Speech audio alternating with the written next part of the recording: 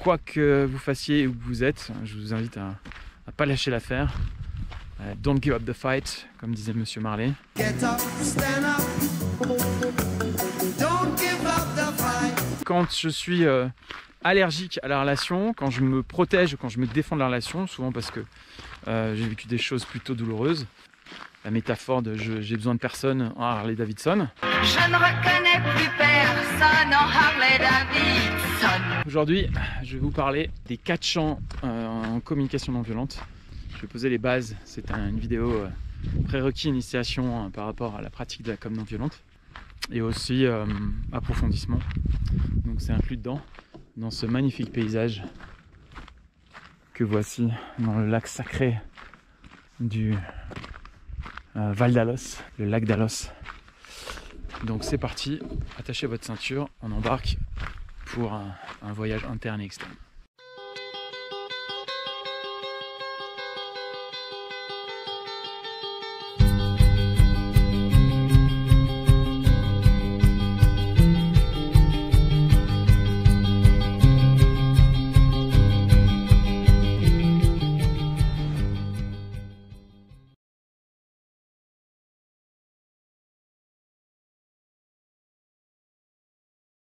Donc il y a 3 postures qu'on pratique. En communication non violente, on décline 3 postures. Première posture, ce qu'on appelle l'auto-empathie. Donc c'est l'écoute vers soi-même, l'écoute de nos ressentis internes. Je vais développer ça plus tard. Deuxième posture, empathie, écoute de l'autre. Et troisième posture, expression authentique. Et quand on parle d'expression authentique, donc c'est que là on n'est plus dans l'écoute de l'autre ou de soi, on est dans le processus d'expression. Et l'authenticité dont on parle, c'est une authenticité connectée qui est reliée à notre intériorité et qui prend soin de la réalité de l'autre. On n'est pas en train de donner à l'autre ces 4 vérités. Donc ça c'est déjà les bases des 3 postures. Ensuite, il y a ce que moi j'appelle des champs, 4 champs de conscience qu'on déploie en communication non violente. Donc le premier champ, c'est le champ de l'observation et de l'information. Donc c'est le champ de la matière, ce qu'on perçoit avec nos sens. Et déjà dans ce champ-là, il y a un gros travail de différenciation entre ce qu'on observe et nos interprétations. Là, je vais paraphraser cette citation attribuée à Krishnamurti, qui disait qu'en fait la possibilité d'avoir une perception pure, épurée de toutes interprétations, ça fait partie du plus haut potentiel humain.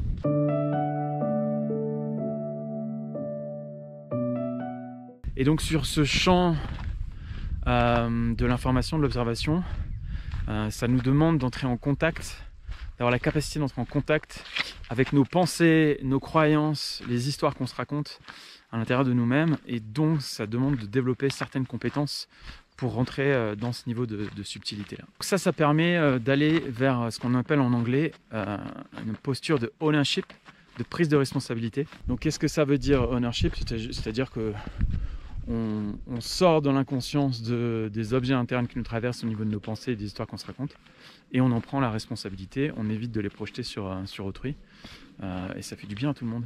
Donc ensuite, le deuxième champ, j'en ai parlé dans des vidéos précédentes, c'est le champ émotionnel, la connexion à nos ressentis. En CNV, on va parler de la connexion à nos sentiments. Et donc ça demande de développer sa gamme émotionnelle, son éventail émotionnel, et également de développer un vocabulaire en fait attribué à nos émotions. Et donc c'est un champ de connaissance de soi infini. Et donc j'augmente ma capacité à sentir et à vibrer. Et en fait c'est un mouvement d'expansion, c'est un mouvement d'expansion de conscience. On pourrait même dire un mouvement d'expansion de conscientisation. Donc ensuite, le troisième champ, donc c'est le champ des valeurs. Et donc chaque action que je pose dans mon quotidien, c'est pour prendre soin d'un besoin. Nos valeurs dans notre quotidien, c'est ce qui nous met en mouvement. C'est notre moteur, c'est notre libido, c'est notre énergie vitale. Et donc quand on part écouter nos besoins, on part écouter l'intime de soi en fait, ce qui nous met en mouvement dans notre intimité. Et donc c'est donc rendre conscient ce qui nous anime. Et de ce fait, rendre conscient ce qui nous anime, ça nous permet du coup de tendre vers des choix plus conscients. Ensuite, En CNV, on différencie les besoins des moyens avec lesquels on prend soin de ces besoins. Autrement appelé, stratégie. Et on appelle cela, dans la culture CNV, une différenciation. Je différencie le besoin du moyen avec lequel je le nourris. Et donc, pourquoi on fait ça? En fait, c'est pour cultiver l'autonomie. Et du coup, le nourrissement de mes besoins ne dépend pas autant que possible d'une stratégie unique. Ensuite, le quatrième champ, donc moi, c'est ce que j'appelle le champ de l'action. C'est-à-dire qu'une fois que j'ai fait ce travail de conscientisation de mon intériorité, je peux ensuite poser des actions qui sont alignées avec cette qualité de connexion. Je peux poser des actions qui reflètent ce niveau d'alignement. Et donc c'est un alignement entre ce que je pense, ce que je ressens et ce qui est important pour moi, à savoir mes valeurs. Et en essence, c'est un processus de mise en cohérence. Donc ça sert à quoi? C'est un travail d'alignement de mes pensées, de mes paroles, de mes intentions et de mes actes, et également de mes valeurs. Voilà, si je paraphrase la phrase de Gandhi, que je trouve très élégante, quand ce que vous pensez, ce que vous dites et ce que vous faites sont en harmonie, le bonheur vous appartient.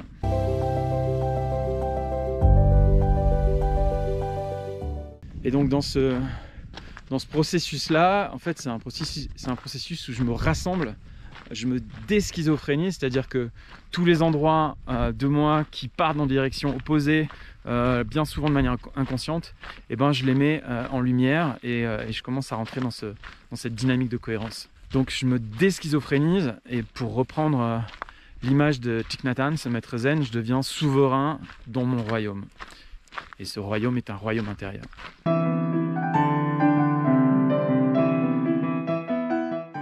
Et donc l'écoute en fait de nos ressentis intérieurs, c'est un processus d'individuation.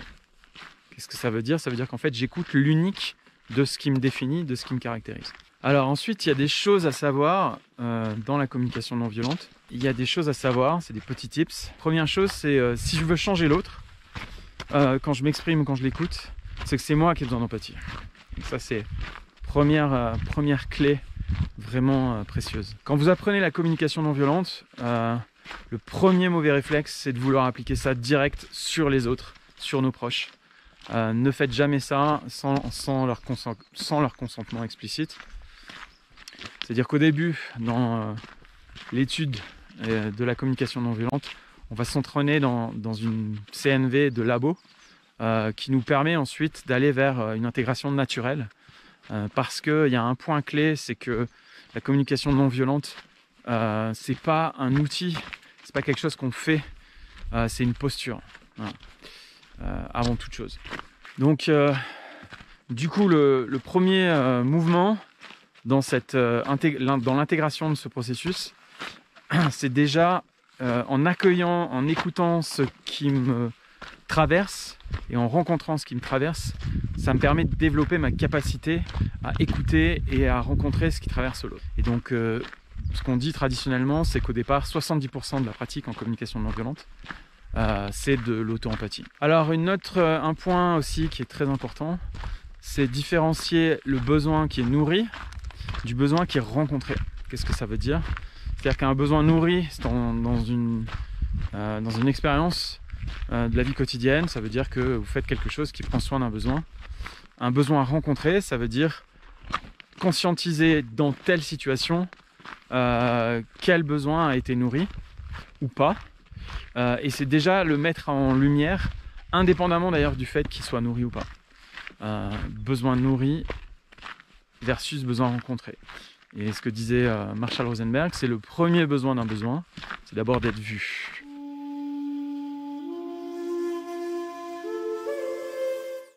Ensuite, je vais aborder un peu de la culture en communication non violente, parce que c'est voilà, il y a un langage un peu spécifique.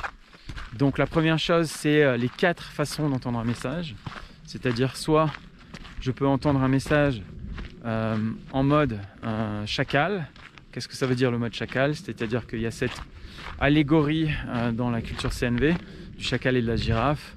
La girafe étant la posture empathique où je suis connecté à mes besoins et à ceux de l'autre, dans l'idéal.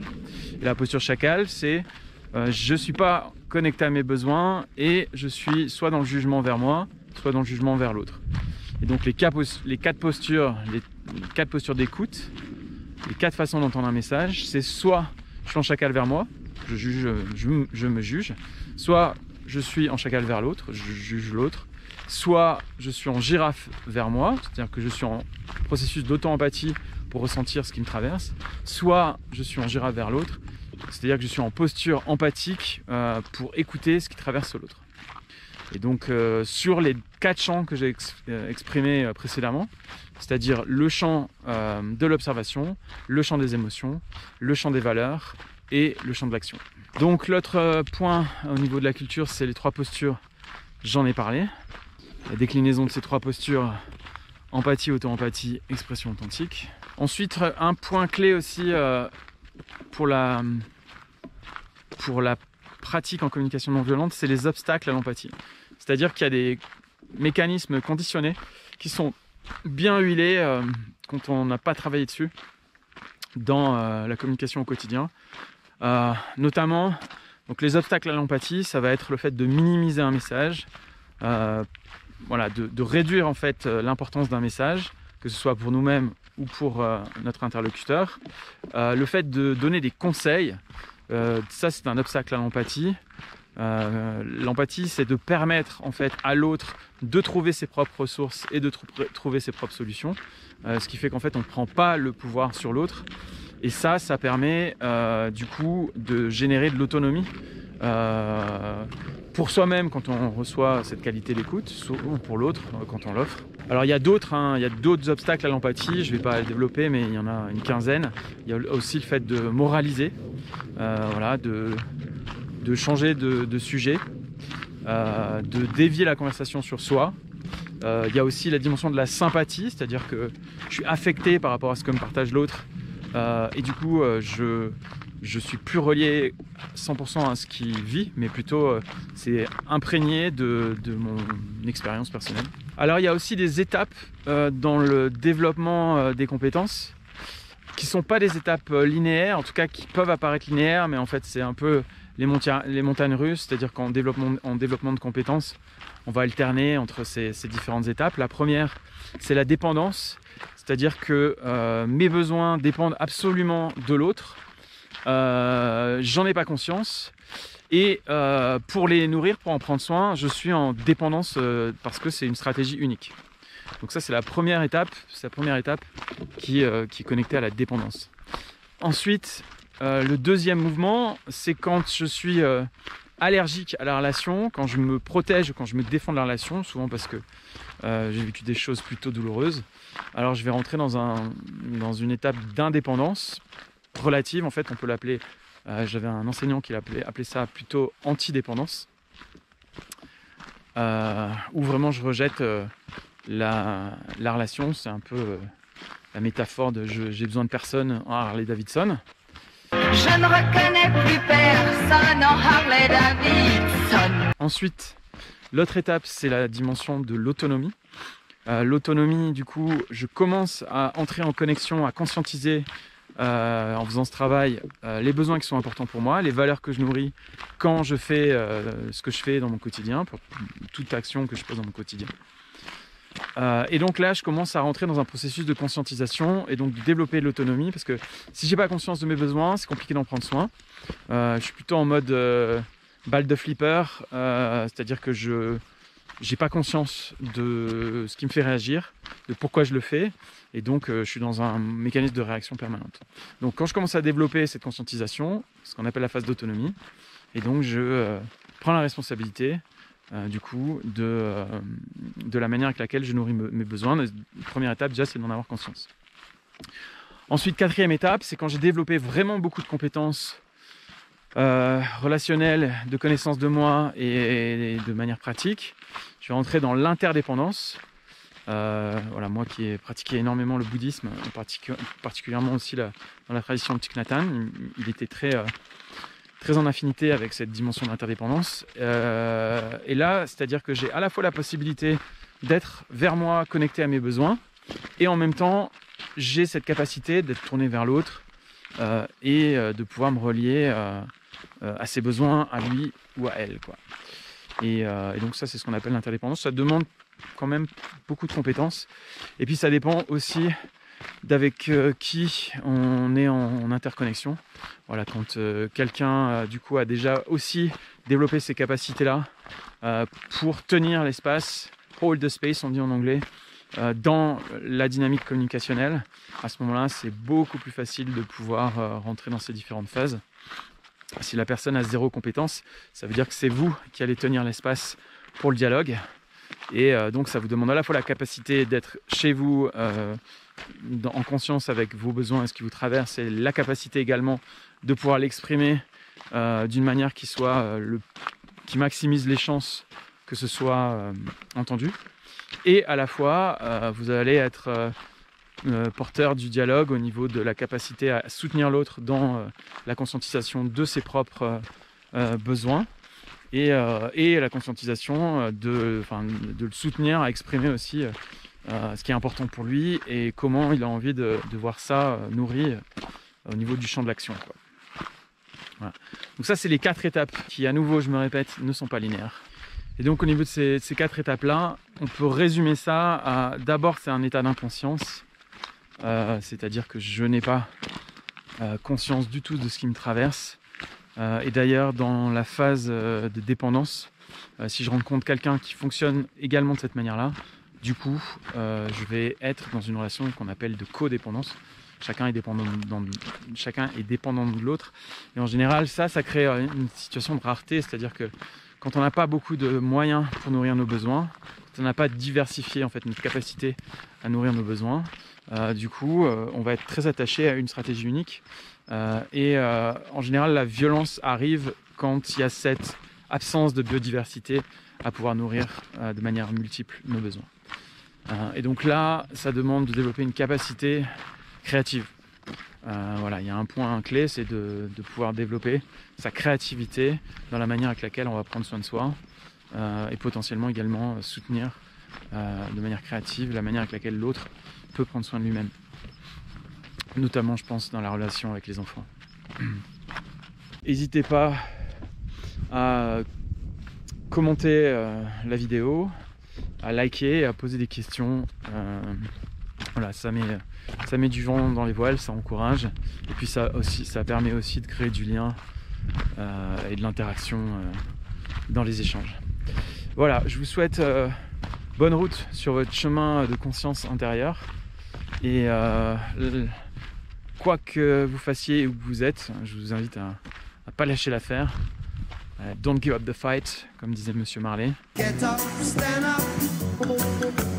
Don't give up the fight. Parce qu'en mettant des efforts et de la volonté, il y a toutes les chances que ça paye. Et c'est tout ce que je vous souhaite. Prenez bien soin de vous. Bel instant à vous. Et à plus tard pour de nouvelles aventures intérieures et extérieures. Merci pour votre écoute.